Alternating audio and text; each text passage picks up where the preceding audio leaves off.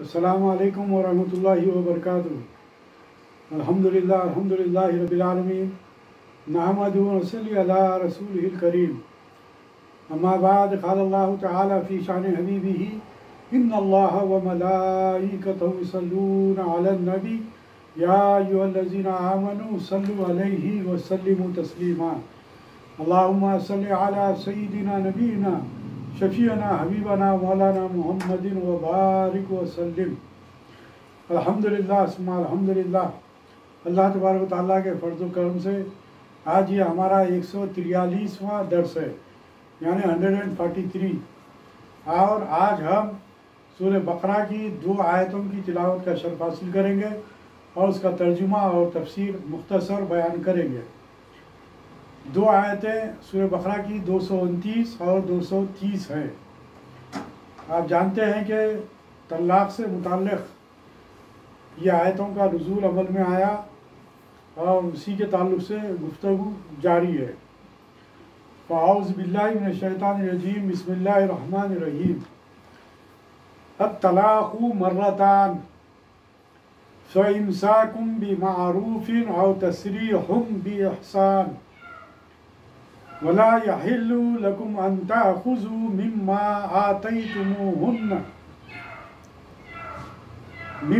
آتيتموهن شيئا إلا أن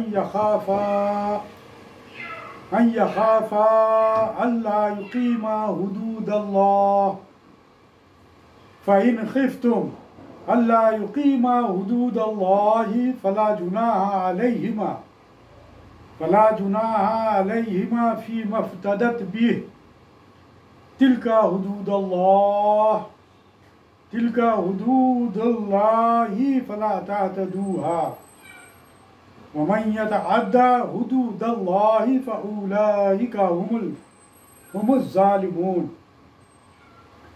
فإن طلقها فلا تحل له من بعد حتى تنكح زوجا غيره، فإن طلقها فلا جناح عليهما أن يتراجعا إن ظنا أن يقيما حدود الله، وتلك حدود الله يبينها لقوم يعلمون۔ صدق اللہ العلی العظیم۔ آئیے سورہ بقرہ کی 229 اور 230 آیات کا ترجمہ سماعت فرمائیے کہ یہ طلاقیں 2 مرتبہ ہیں۔ ذرا غور سے سماعت فرمائیے، یہ طلاقیں 2 مرتبہ ہیں، پھر یا تو اچھائی سے روکنا ہے یا عمدگی کے ساتھ چھوڑ دینا ہے، اور تمہیں حلال نہیں کہ تم نے انہیں جو دے دیا ہو اس میں سے کچھ بھی لو۔ ہاں، یہ اور بات ہے کہ دونوں کو خدا کی حدیں قائم نہ رکھ سکنے کا خوف ہو، پس اگر تمہیں ڈر ہو کہ یہ دونوں خدا کی حدیں قائم نہ رکھ سکیں گے تو عورت رہائی پانے کے لیے کچھ دے ڈالے، اس میں دونوں پر کچھ گناہ نہیں۔ یہ ہے حدیں اللہ تعالیٰ کی، خبردار ان سے آگے نہ بڑھنا۔ اور جو لوگ اللہ کی حدوں سے تجاوز کر جائیں وہ ظالم ہیں۔ پھر اگر اس کو طلاق دے دو تو اب اس کے لیے حلال نہیں جب تک کہ وہ عورت اس کے سوا دوسرے سے نکاح نہ کر لے۔ پھر اگر وہ بھی طلاق دے دے تو ان دونوں کو میل جول کر لینے میں کوئی گناہ نہیں، یعنی کہ پھر دوبارہ نکاح کر لینے میں کوئی گناہ نہیں۔ بشرطے کہ یہ جان لیں کہ اللہ کی حدوں کو قائم رکھ سکیں گے۔ یہ ہیں اللہ تعالیٰ کی حدیں جنہیں وہ جاننے والوں کے لیے بیان فرما رہا ہے۔ آئیے اس کی مختصر تفسیر ہم آپ کے سامنے رکھتے ہیں کہ اسلام سے پہلے یہ دستور تھا کہ خاوند جتنی چاہے طلاقیں دیتا چلا جائے اور عدت میں رجوع کرتا جائے۔ اس سے عورتوں کی جان غضب میں تھی کہ طلاق دی اور عدت گزرنے کے قریب آئی، رجوع کر لیا، پھر طلاق دی۔ اسی طرح عورتوں کو تنگ کرتے رہتے تھے۔ پس اسلام نے حد بندی کر دی کہ اس طرح کی طلاقیں صرف 2 ہی دے سکتے ہیں۔ تیسری طلاق کے بعد لوٹانے کا کوئی حق نہیں رہے گا۔ سنن ابو داؤد میں باب ہے کہ 3 طلاقوں کے بعد مراجعت منسوخ ہے۔ پھر یہ روایت لائے ہیں کہ حضرت ابن عباس رضی اللہ تعالیٰ عنہ یہی فرماتے ہیں۔ ابن ابی حاتم میں ہے کہ ایک شخص نے اپنی بیوی سے کہا کہ نہ تو میں تجھے بساؤں گا نہ چھوڑوں گا۔ جیسا کہ کل بھی میں نے آپ کے سامنے بات رکھی کہ اس طرح شوہر عورتوں پر ظلم کیا کرتے، عورتوں کو ستایا کرتے تھے کہ نہ انہیں طلاق ہی دیتے، نہ پوری طریقے سے انہیں حسن کے ساتھ، احسان کے ساتھ، بھلائی کے ساتھ ان کو اپنے ساتھ رکھتے، بلکہ ان کا مقصود جو ہوتا وہ ستانا مقصود ہوتا۔ تو یہاں پر ایک مثال وہی بات سامنے آ رہی ہے کہ ایک شخص نے اپنی بیوی سے کہا کہ نہ تو میں تجھے بساؤں گا نہ چھوڑوں گا۔ اس نے کہا یہ کس طرح؟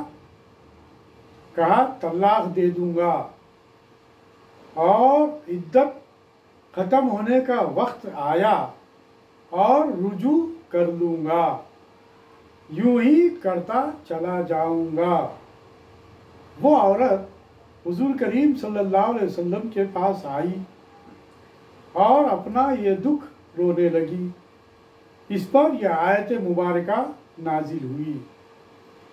ایک اور روایت میں ہے کہ اس آیت کے نازل ہونے کے بعد اب لوگوں نے نئے سرے سے طلاقوں کا خیال رکھنا شروع کر دیا اور وہ سنبھل گئے۔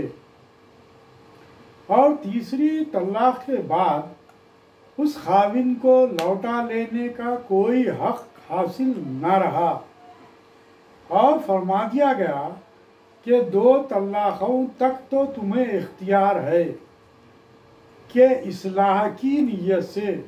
یہاں پر بھی دیکھیے آپ، جو اہم بات بتلائی جا رہی ہے وہ اصلاح کی نیت سے، یعنی کہ بھلائی کی نیت سے، کہ پھر سے ہم خوشگوار زندگی گزاریں گے اور آپس میں کسی قسم کا اختلاف نہ رکھیں گے اور کسی پر کوئی ظلم و زیادتی نہ کریں گے۔ اس اصلاح کی نیت سے اپنی بیوی کو لوٹا لو اگر وہ عدت کے اندر ہے، اور یہ بھی اختیار ہے کہ نہ لوٹاؤ اور عدت گزر جانے دو تاکہ دوسرے سے نکاح کرنے کے قابل ہو جائیں۔ اور اگر تیسری طلاق دینا چاہتے ہو تو بھی احسان و سلوک کے ساتھ طلاق دو۔ ایسا نہیں کہ ظلم کرے عورت کے اوپر، بلکہ یہاں پر بھی حکم دیا جا رہا ہے کہ اگر تم طلاق دینا ہی چاہتے ہو تو اس وقت بھی احسان کا سلوک کرو۔ یعنی کہ عورتوں کے ساتھ ہمیشہ اس بات کو اسلام نے روا رکھا ہے کہ عورتوں کے ساتھ حسن سلوک رکھو، حسن سلوک کرتے جاؤ۔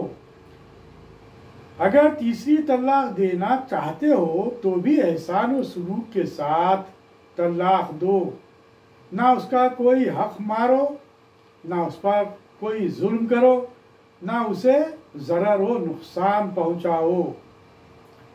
ایک شخص نے حضور کریم صلی اللہ علیہ وسلم سے سوال کیا کہ 2 طلاقیں تو اس آیت میں بیان ہو چکی ہے، تیسری کا ذکر کہاں ہے؟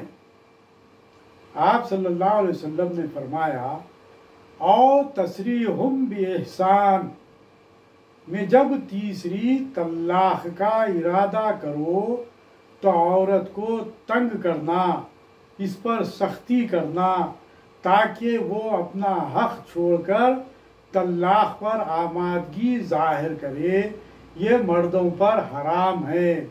یہ اس کے اندر جو سو بات پوشیدہ ہے، تیسرے طلاق کی بات وہ پوشیدہ ہے کہ اس قدر تم ظلم کرنے لگو عورت کے اوپر کہ عورت مجبور ہو جائے اور تم سے خلا مانگنے پر، تاکہ تم جب عورت اگر خلا مانگ لے تو تم جو ہے سو اسے آزاد کر دو۔ لیکن خلا کے تعلق سے بھی چند اہم احکامات یہاں پر بیان کیے جا رہے ہیں، آپ غور سے سماعت فرمائیے۔ جیسے اور جگہ ہے وَلَا تَعْضُلُوهُنَّ لِتَذْهَبُوا بِبَعْضِ مَا آتَيْتُمُوهُنَّ یعنی عورتوں کو تنگ نہ کرو تاکہ انہیں دیے ہوئے میں سے کچھ لے لو۔ ہاں یہ اور بات ہے کہ عورت اپنی خوشی سے کچھ دے کر طلاق طلب کرے، جیسے فرمایا فَإِن تِبْنَ لَكُمْ عَنْ شَيْءٍ مِّنْهُ نَفْسًا فَكُلُوهُ هَنِيئًا مَرِيئًا یعنی اگر عورتیں اپنی راضی خوشی سے کچھ چھوڑ دیں تو بے شک وہ تمہارے لیے حلال طیب ہے، اور جب میاں بیوی میں نا اتفاقی بڑھ جائے، عورت اس سے خوش نہ ہو اور اس کے حق نہ بجا لاتی ہو، ایسی صورت میں وہ کچھ لے دے کر اپنے خاوند سے طلاق حاصل کرے تو اسے دینے میں اور اسے لینے میں کوئی گناہ نہیں۔ یہ بھی یاد رہے کہ اگر عورت بلا وجہ اپنے خاوند سے خلا طلب کرتی ہے تو وہ سخت گنہگار ہے۔ چنانچہ ترمذی وغیرہ میں حدیث ہے کہ جو عورت اپنے خاوند سے بے سبب طلاق طلب کرے اس پر جنت کی خوشبو بھی حرام ہے۔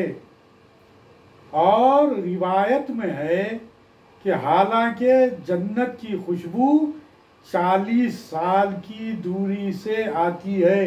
یہاں پر جنت کی اہمیت اس کی وضاحت کرتے ہوئے کہ جنت کی جو خوشبو ہے وہ 40 سال کی دوری کا جو فاصلہ ہے، یعنی کہ اگر آپ چلتے جائیں تو 40 سال کا عرصہ لگ جائے، اتنے فاصلے پر جنت کی خوشبو سونگھی جا سکتی ہے، جنت کی خوشبو آتی ہے، جنت کی خوشبو محسوس کی جا سکتی ہے۔ تو یہاں پر یہ بات بتلائی جا رہی ہے کہ جو عورت بے غرض بے مطلب کے بغیر کسی اس کے اوپر ظلم جبر ہوئے کہ اگر وہ طلاق اگر مرد سے شوہر سے اگر طلب کرتی ہے تو یہ گنہگار ہوگی اور اسے جنت کی خوشبو بھی سونگھی نہیں جائے گی، یعنی کہ وہ اس پر حرام ہے وہ طلاق کا طلب کرنا۔ اور روایت میں ہے کہ ایسی عورتیں منافقہ ہیں۔ اب آپ اندازہ لگائیے کہ منافقہ کا لفظ استعمال کیا گیا ہے، اور منافق کا لفظ بہت ہی یعنی کہ گنہگار لوگوں کے لیے، دھوکے باز لوگوں کے لیے استعمال کیا جاتا ہے، جیسا کہ ابتدائی آیتوں میں بھی منافق کے تعلق سے تشریح بیان کی جا چکی ہے۔ کہ منافق کنہیں کہا گیا۔ ائمہ سلف و خلف کی ایک بڑی جماعت کا فرمان ہے کہ خلا صرف اسی صورت میں ہے کہ نافرمانی اور سرکشی عورت کی طرف سے ہو، اس وقت مرد فدیہ لے کر اس عورت کو الگ کر سکتا ہے، جیسے کہ قرآن پاک کی اس آیت میں آیا ہے۔ اس کے سوا کی صورت میں یہ بات جائز نہیں، بلکہ حضرت امام مالک رحمۃ اللہ علیہ فرماتے ہیں کہ اگر عورت کو تکلیف پہنچا کر اس کے حق میں کمی کر کے اگر اس میں مجبور کیا گیا اور اس سے کچھ مال واپس لیا گیا تو اس کا لوٹا دینا واجب ہے۔ امام شافعی رحمۃ اللہ علیہ بھی یہی فرماتے ہیں کہ جب حالت اختلاف میں جائز ہے تو حالت اتفاق میں بطور اولا جائز ٹھہرے گا۔ یہاں پر جو اصل مسئلہ جو بیان کیا جا رہا ہے، جو سمجھنے کی جو بات ہے، یعنی کہ وہ یہ کہ آپ عورت کو اس قدر اس نیت کے ساتھ کہ آپ عورت کو اس قدر مجبور کر دیں کہ وہ آپ سے خلا طلب کر لیں، یعنی کہ طلاق آپ سے طلب کر لیں، تو لازمی بات ہے کہ جب عورت اپنی طرف سے طلب کرتی ہے تو پھر یہاں پر جو باتیں ہمارے سامنے آئی وہ یہ کہ اسے کچھ دے کر بھی اگر وہ مرد سے طلاق لینا چاہتی ہے، خلا لینا چاہتی ہے، تو اسے اجازت ہے کہ وہ مرد کو دے، اور مرد کو بھی اجازت ہے کہ وہ اس سے وہ سب کچھ لے لے جو عورت کو وہ دے چکا ہے۔ تو یہ جو سو یعنی کہ اس قدر مرد کو چاہیے کہ عورت کو مجبور نہ کرے کہ وہ اس طرح کی طلاق حاصل کرنے کی کوشش کریں۔ اس کے تعلق سے ایک بیان سامنے آ رہا ہے، آپ غور سے سماعت فرمائیے کہ اب اس آیت کا جو شان نزول جو آیا ہے وہ سماعت فرمائیے کہ موطا امام مالک میں ہے کہ حبیبہ بنت سہل انصاریہ حضرت ثابت بن قیس بن شماس رضی اللہ تعالی عنہما کی بیوی تھی۔ حضرت صلی اللہ علیہ وسلم ایک دن صبح کی نماز کے لیے اندھیرے میں نکلے تو دیکھا کہ دروازے پر حضرت حبیبہ رضی اللہ تعالیٰ عنہ کھڑی ہوئی ہے۔ آپ صلی اللہ علیہ وسلم نے پوچھا کون ہے؟ کہا میں حبیبہ بنت سہل ہوں۔ فرمایا کیا بات ہے؟ کہا حضور کریم صلی اللہ علیہ وسلم میں ثابت ابن قیس کے گھر میں نہیں رہ سکتی، یعنی کہ اپنے شوہر کے گھر میں نہیں رہ سکتی، یا وہ نہیں یا میں نہیں۔ آپ صلی اللہ علیہ وسلم سن کر خاموش رہے۔ جب حضرت ثابت رضی اللہ تعالیٰ عنہ آئے، آپ صلی اللہ علیہ وسلم نے فرمایا تمہاری بیوی صاحبہ کچھ کہہ رہی ہے۔ حضرت حبیبہ نے رضی اللہ تعالیٰ عنہ نے کہا حضور میرے خاوند نے مجھے جو دیا ہے وہ سب میرے پاس ہے اور میں اسے واپس کرنے پر آمادہ ہوں۔ آپ صلی اللہ علیہ وسلم نے حضرت ثابت کو فرمایا سب لے لو، چنانچہ انہوں نے لے لیا اور حضرت حبیبہ رضی اللہ تعالیٰ عنہ آزاد ہو گئی۔ ایک روایت میں ہے کہ حضرت ثابت رضی اللہ تعالیٰ عنہ نے انہیں مارا تھا اور اس مار سے کوئی ہڈی ٹوٹ گئی تھی۔ حضور کریم صلی اللہ علیہ وسلم نے جب انہیں یہ فرمایا اس وقت انہوں نے دریافت کیا کہ کیا میں یہ مال لے سکتا ہوں؟ آپ صلی اللہ علیہ وسلم نے فرمایا ہاں۔ کہا میں نے اسے 2 باغ دیے ہیں۔ حضرت ثابت رضی اللہ عنہ نے یہ فرمایا کہ میں نے اسے 2 باغ بھی دیے تھے، یہ واپس دلوا دیجئے۔ چنانچہ وہ مہر کے دونوں باغ واپس کیے گئے اور جدائی ہو گئی، یعنی کہ جو مہر میں بھی جو ادا کیا گیا تھا وہ بھی انہوں نے یعنی کہ ان کی بیوی نے واپس کر دیا اور حضرت ثابت نے لے لیا۔ اس طریقے سے دونوں میں جدائی ہو گئی۔ ایک اور روایت میں ہے کہ حبیبہ رضی اللہ تعالیٰ عنہ نے یہ بھی فرمایا تھا کہ میں اس کے اخلاق اور دینداری میں عیب گری نہیں کرتی۔ بہرحال چنانچہ مال لے کر حضرت ثابت نے طلاق دے دی۔ اس طریقے سے اس قسم کے جو معاملات جو پیش آتے ہیں حقیقی معنوں میں اگر دیکھا جائے تو یہ فقہی مسئلے ہیں، لیکن اس کو سمجھنے کے لیے ہمیں یہ ضرورت ہے کہ اصل اللہ تبارک و تعالیٰ چاہتا ہے کہ خوشگوار زندگی گزرے۔ اس کی دلیل یہ ہے کہ اس پر کہ عورت کے پاس جو کچھ ہے، یعنی کہ جو کچھ عورت کے پاس جو کچھ بھی دیا گیا ہے وہ واپس کر دے شوہر کو، اور شوہر اسے لے بھی لے سکتا ہے اور لے کر اس کو آزاد کر دے سکتا ہے۔ لیکن اس کی وجہ کیا ہے؟ یہ جو بنیاد بن رہی ہے طلاق اور خلا کی، اس کی وجہ کیا ہے؟ اس کو ہم کو جو ہے سو آج فی زمانہ تلاش کرنے کی اور غور و فکر کرنے کی ضرورت ہے۔ وہ یہ کہ اسلام چاہتا ہے کہ عورت اور مرد میں خوشگوار زندگی گزرے، محبت کے ساتھ ان کی زندگی گزرے، تاکہ ان کے بال بچوں پر بھی اس کے اچھے اثرات ہوں۔ اب اگر بالفرض کسی وجہ سے بہرحال اگر ذہن اور دل نہیں ملتے ہیں اور زندگی پوری کھٹ کھٹ کی زندگی ہو گئی، اٹھتے بیٹھتے اجیرن زندگی ہو گئی، کسی بھی طریقے سے ذہن نہیں مل رہا ہے، آپس میں محبت پیدا نہیں ہو رہی ہے، تو ایسی حالت میں یعنی کہ آخری یہ معاملہ ہے کہ کوئی مرد عورت کو طلاق دے یا عورت اپنے شوہر سے خلا حاصل کر لے۔ یہ وجہ بن رہی ہے ہمارے معاشرے میں برائیوں کی، اور اس کے لیے جو سب سے بڑی چیز جو آج معاشرے میں ظاہر ہو رہی ہے وہ ہے شریعت کے دائرے کو پھلانگنا، یعنی شرعی جو احکام ہیں ان احکام پر عمل پیرا نہیں ہونے کی وجہ سے یہ تمام خرابیاں پیدا ہو رہی ہیں۔ یعنی کہ شریعت میں حکم دیا گیا ہے کہ وہ اللہ تبارک و تعالیٰ کے حدود کردہ اور پابند کردہ جو شرائط ہیں اس کے اندر میاں بیوی اپنی زندگی گزاریں۔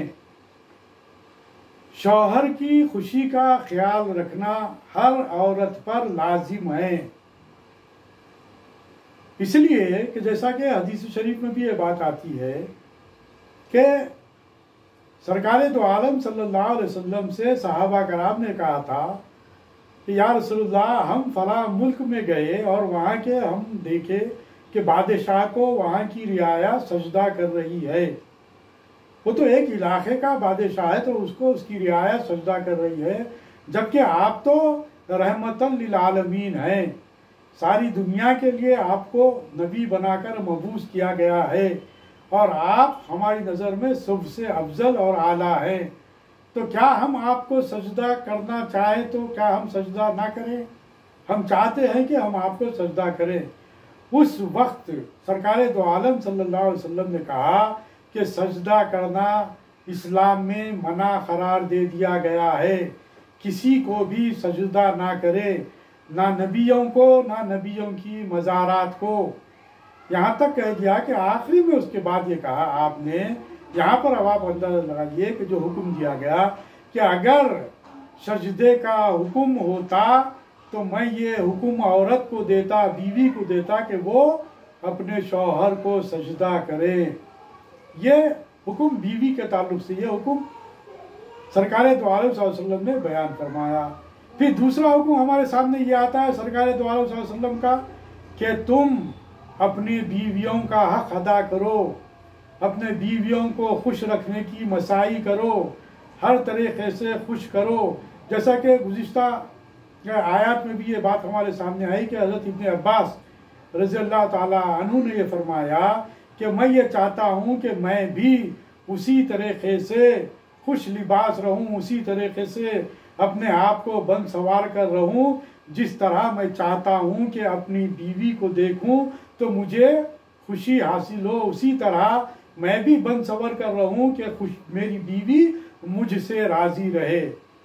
یعنی کہ یہاں پر دیکھیے آپ، اسلام نے جو احکام نازل کیے ہیں، عورت اور بیوی کو برابر کا درجہ دیا گیا ہے۔ اور اس طریقے سے اب آپ اندازہ لگائیے کہ جو گھر خوشگوار رہے گا، جو گھر خوشحال رہے گا، تبھی معاشرے میں بھی خوشگواری پیدا ہوگی۔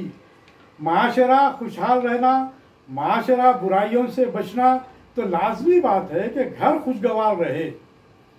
اگر آپ، حکم یہ ہے جیسا کہ گزشتہ آیت میں بھی یہ بات آپ کے سامنے آئی کہ جو مرد، جو شوہر کسی کو اپنے گھر میں آنا پسند نہیں کرتا ہے تو اس کی بیوی کو چاہیے کہ ایسے غیر مرد کو گھر میں آنے نہ دے، بلکہ میں تو یہاں پر یہ کہوں گا کہ شرعی جو حدود ہیں ان حدود کو برقرار رکھنے کی مساعی کرے، ان حدود کو برقرار رکھیں کہ جو حدود قائم کیے گئے ہیں وہ حدود کیا ہے۔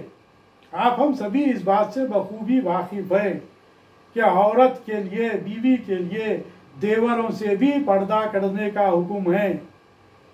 اسی طریقے سے اگر ہم ان نیکیوں کو اور ان بھلائیوں کو اگر ہم جب محسوس کریں گے تبھی جو ہے سو ہم اپنے گھروں کو بھی سنوار کے اور سنبھال کر رکھ سکتے ہیں۔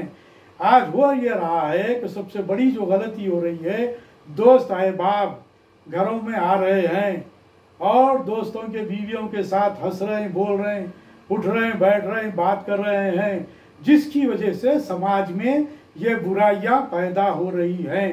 ان برائیوں کو ختم کرنے کے لیے ضروری ہے کہ دوست کا مقام دیوان خانہ، دوست کا مقام دیوان خانے کی حد تک، دوست کے سامنے اپنی بیوی کو نہ نکالیں۔ یہ حدود ہے اللہ تبارک و تعالیٰ کے۔ اگر یہ معاملہ اگر ہم اپنے گھروں میں اگر رائج کرتے ہیں تو ہمارا معاشرہ، مسلم معاشرہ اور ہمارے گھر بچے ہوئے رہیں گے۔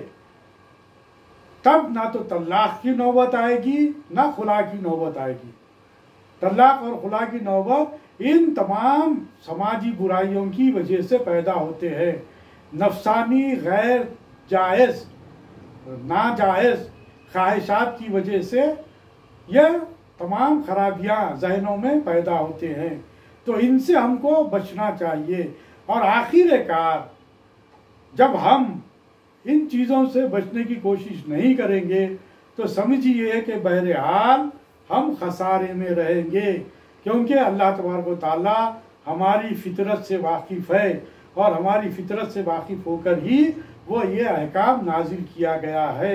تو یہاں پر اب یہ جو آ رہے ہیں طلاق اور خلا کے جو معاملات جو پیش آ رہے ہیں دنیا میں، انہی باتوں کو اب ان آیتوں میں پیش کیا جا رہا ہے۔ آئندہ بھی چند آیتیں طلاق اور خلا سے متعلق ہے، آپ کے سامنے بیان کیے جائیں گے۔ بہرحال اللہ تبارک و تعالیٰ سے دعا ہے کہ اے باری تعالیٰ ہمیں قرآن کا صحیح فہم اور ادراک عطا فرمائے، اور جو سماجی جو برائیاں ہمارے اندر داخل ہو رہی ہے ان برائیوں سے ہم کو بچائے، اور شرعی جو حدود ہے ان پر ہم کو کاربند کر دے، ان پر ہم عمل پیرا ہو جانے والے بن جائیں، تاکہ اے باری تعالیٰ ان برائیوں سے ہم بچ سکیں، جس سے کہ یہ جو اللہ تبارک و تعالیٰ کو جائز چیزوں میں ناپسندیدہ جو عمل ہے وہ طلاق کا ہے، اس ناپسندیدہ عمل سے بھی ہم بچ سکیں۔ اللہ تبارک و تعالیٰ سے دعا ہے کہ ربنا آتینا فی الدنیا حسنۃ وفی الآخرۃ حسنۃ وقنا عذاب النار، ربنا آتنا من لدنک رحمۃ وہیئ لنا من امرنا رشدا، سبحانک اللہم وبحمدک اشہد ان لا الہ الا انت نستغفرک ونتوب الیک، بفضل سبحان ربک رب العزۃ عما یصفون وسلام علی المرسلین والحمد للہ رب العالمین۔